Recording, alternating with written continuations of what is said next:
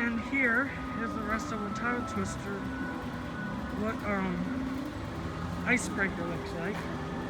Passing by the Orca Theater, where we saw the show earlier today at 2:30. Now 1 hour before the park closes.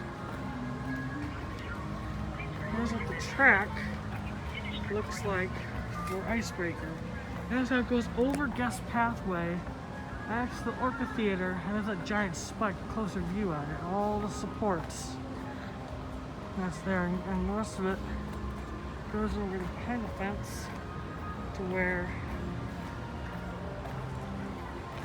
the station is, and the top hat we saw earlier. And you can see a bit more of that curve over there. That borders both sides of the park. There is Mako, Cracker next door. The giant Sky Tower is not operating right now since it is temporarily closed. Manta, the Electric Oceans amphitheater from when they do run the show at some point in time. A full, unobstructed view of Icebreaker. SeaWorld's new coaster is coming whenever they do open it, since the track looks finished.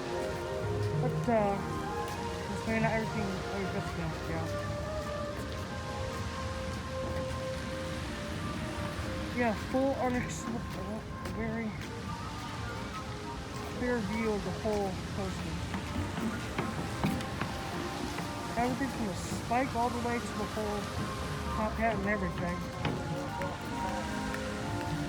Nice.